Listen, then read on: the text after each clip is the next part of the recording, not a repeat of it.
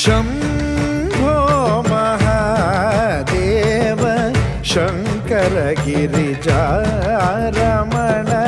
शम्भो महादेव शङ्कर गिरिजारमण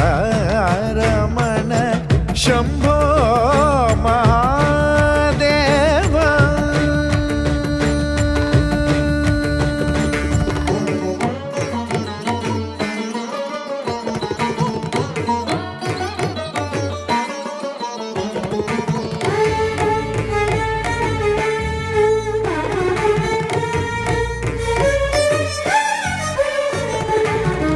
शम्भो महादेव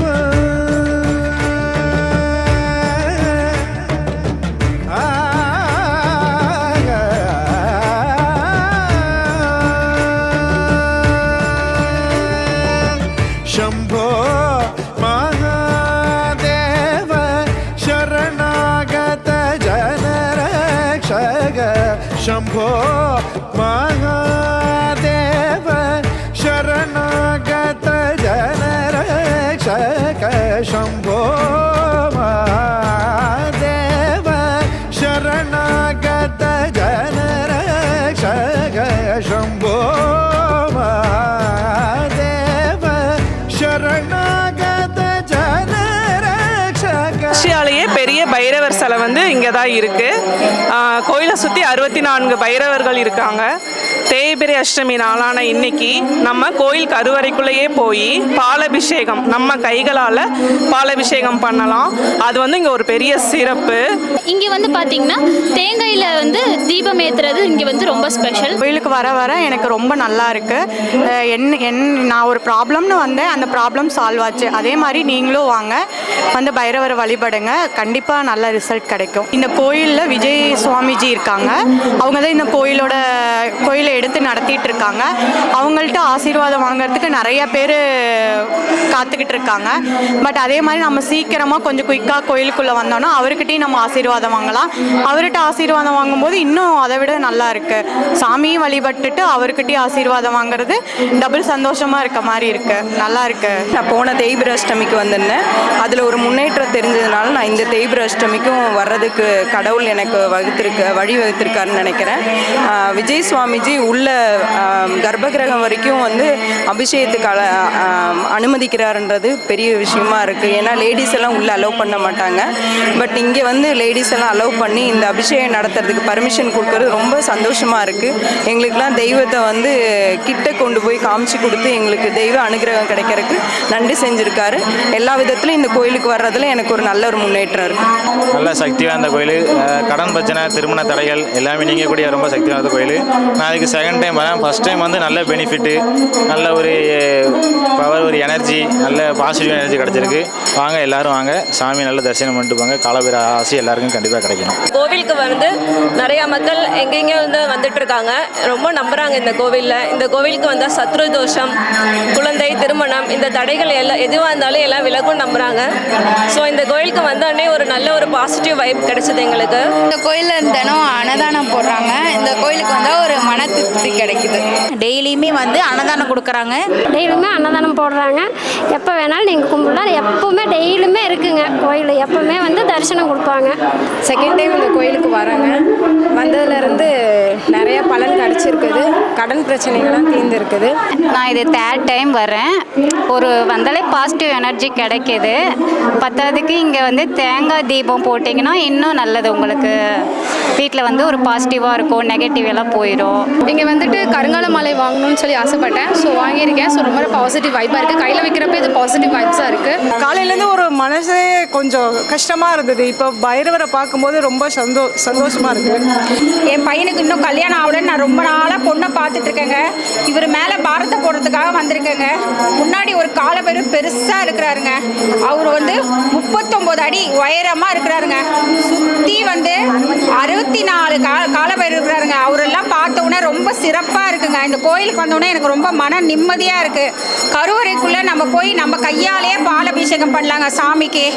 அதை பார்த்த உடனே எனக்கு அது பண்ண உடனே எனக்கு மன திருப்தியாக இருக்குது.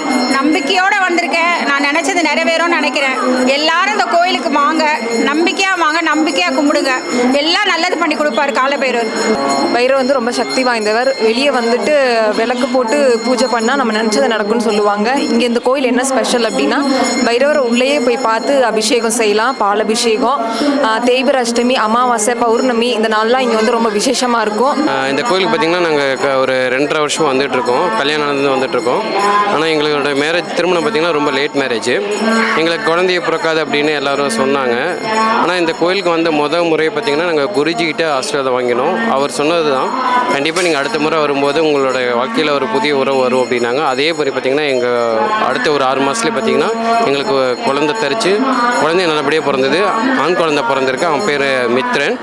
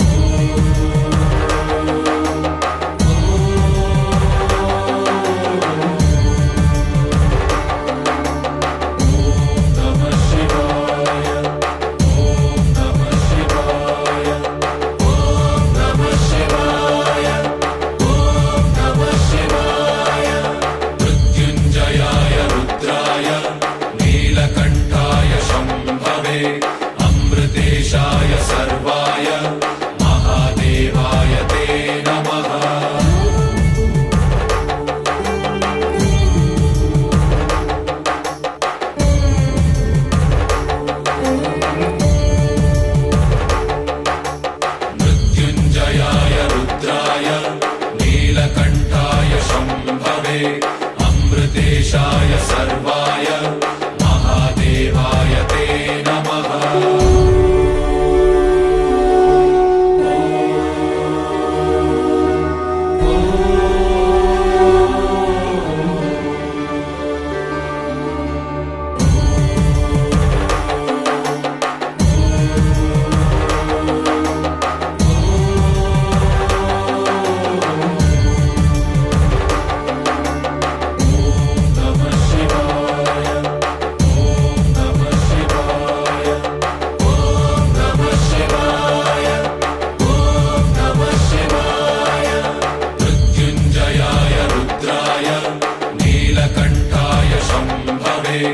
अमृतेशाय सर्वाय महादेवाय